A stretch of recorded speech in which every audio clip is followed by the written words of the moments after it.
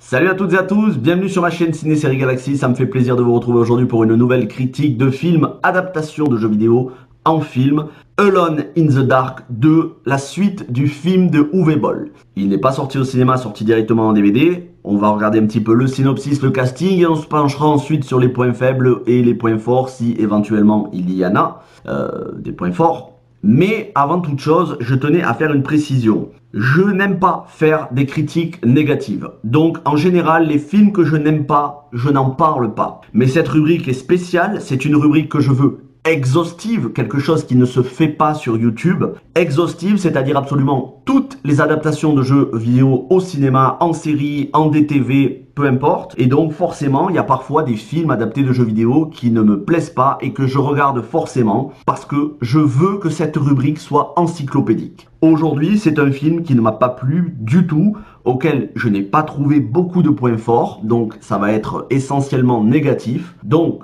Alone in the Dark 2, un film de Michael Rush et Peter Sherrier. Qui sont-ils, ces réalisateurs? Écoutez, ils ont bossé, je vais vous dire, en dehors de Alone in the Dark 2, ils ont signé le scénario de Alone in the Dark 1, Far Cry Warrior et House of the Dead 2. Ça vous donne une idée un petit peu déjà du talent, entre guillemets, ou plutôt des compétences de ces messieurs. Et puis après ça, ils ont arrêté depuis 2008 et Alone in the Dark 2, ils n'ont plus jamais mis un pied au cinéma, en tout cas en tant que scénariste et réalisateur, même s'ils ont continué à bosser en tant qu'équipe technique sur d'autres films qui malheureusement sont sortis des TV et se font déchirer parfois justement par la critique, comme Zombie Massacre par exemple, pour vous donner une idée. Voilà qui sont les réalisateurs et scénaristes de ce Alone in the Dark 2. Maintenant, penchons-nous un petit peu sur le casting. On a Rick Yune. Alors Rick Yune, vous le connaissez peut-être pour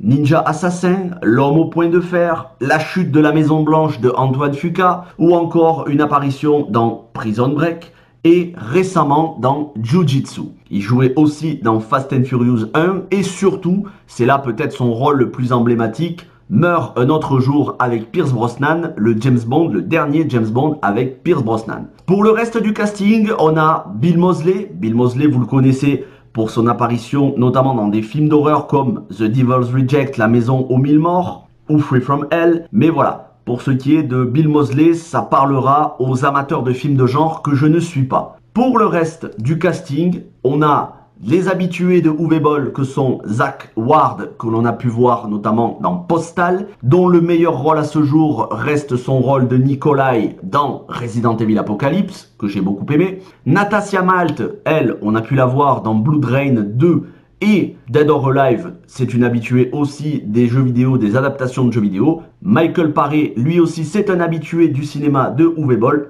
On notera une apparition de Danny Trejo et surtout Lance Henriksen. Lance Henriksen qui est le poids lourd au niveau du casting de ce film. S'il fallait une caution prestigieuse avec la filmographie de Lance Henriksen, on rappelle, Lance Henriksen c'est Aliens, mais pas seulement, c'est aussi la série Millennium dérivée de la série X-Files. Bref, voilà pour le casting. Et donc, comme vous l'avez compris, Christian Slater, qui était présent pour le rôle de Edward Carnby dans le tout premier film de Uwe Boll, ne remplit pas pour ce rôle-là. Écoutez, je vais en venir au point négatif, on va pas tourner autour du pot. Aucune cohérence scénaristique avec le premier film, absolument aucune. Le changement d'acteur pour, notamment Edward Carnby, on prend des acteurs, Rick Yune, je suis désolé, mais il joue encore moins bien que Christian Slater dans le premier Alone in the Dark, qui n'était déjà pas exceptionnel. Comme je disais, pour tous les autres acteurs aussi, on sent qu'il n'y en a aucun qui sont impliqués dans le scénario du film, Lance Henriksen y compris. Il n'y a aucun lore, aucun background au niveau du scénario et des nouveaux personnages. Les anciens personnages, notamment celui de Tara Reid ou de Stephen Dorff dans le premier film, comme je vous disais, puisqu'il n'y a aucune cohérence et qu'ils n'apparaissent pas, on ne les travaille pas. On a des tout nouveaux personnages qui arrivent comme un cheveu sur la soupe. Aucune introduction vis-à-vis du méchant, ou plutôt de la méchante, c'est une sorcière dans le film. Une conclusion totalement bâclée. Ralph Moller qui est encore plus mauvais que dans Far Cry Warrior, ça fait de la peine parce que Ralph Moller, quand on connaît un petit peu son parcours, il vient quand même de Gladiator aux côtés de Russell Crowe. Ok, il avait joué dans Conan, mais je crois que c'était Conan la série. mais c'est surtout Gladiator qui l'a fait connaître au monde entier. Une réalisation technique digne des pires épisodes, des pires séries fantastico-horrifiques des années 90-2000, des effets spéciaux indigents. On rappelle que le film est sorti en 2009 chez nous, en 2009, on avait déjà Iron Man 1 qui était sorti l'année d'avant. Alors on leur demande pas de faire des effets spéciaux au niveau de Marvel ou de Disney, mais quand même, en 91, il y avait Terminator 2 qui faisait des effets spéciaux exceptionnels. Là, on est sur niveau PlayStation 1 en termes d'effets spéciaux. Et pourtant, j'adore la Play 1. Comme je disais, aucun lien donc avec le premier film, mais aucun lien avec les jeux, si ce n'est la sorcière qu'on a dans Alone in the Dark 2. Ils ont repris une partie de l'identité de la sorcière qu'il y a dans Alone in the Dark 2 pour faire un nouveau personnage pour ce film-là qui n'a quasiment rien à voir. Comme je vous disais, le casting d'habitués de Uwe Boll, que ce soit Natasha Malte, Zach Ward, Michael Paré, toujours anecdotique, des rôles qui durent à peine quelques minutes, toujours aussi mal interprétés. La présence de Danny Trejo, quand on a un acteur comme Danny Trejo, on le fait travailler, on le met plus en avant. Là, il est relayé quasiment hors champ.